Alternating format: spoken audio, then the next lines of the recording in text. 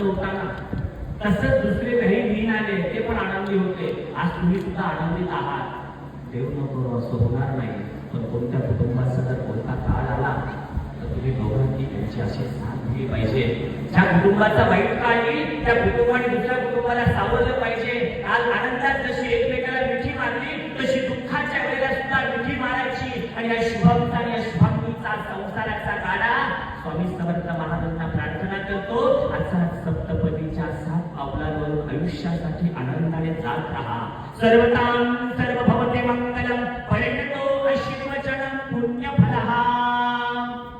आता आयुष्याच्या उंबरठ्यावर वळणावर एक 5व्या पावलाला तुम्ही लोक आला. तुम्ही सक्षम आहात. तुमचा विश्वासाची नाते एकमेकांसाठी घट्ट झाली. तुम्ही ऋणानुबंधाच्या गाठीत झाल्या. भांड्याला भांडं लागतंच. जसं दोघांना भांड्याला लागणार आहे. पण त्या भांड्यातून भांडं लागणारा आवाज विसरून जायचा आहे. कारण आपल्या संसाराचा गाडा तुम्हाला पुढे घेऊन जायचा आहे.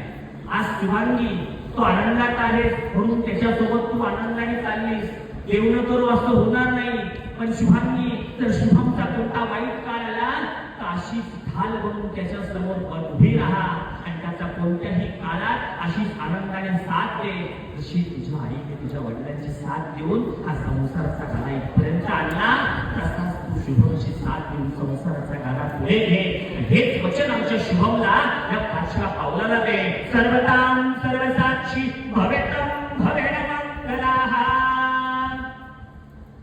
एक वचन सांगते की 6व्या पावलाचं आयुष्याच्या उंबरठ्यावर जाता जाता 6वं पाऊल एकमेकांचा विश्वास, एकमेकांचं नातं ते घट्ट करण्यासाठी दोघांचा स्वभाव एकमेकांसाठी जुळून घ्या. मतभेद ठेवू नका.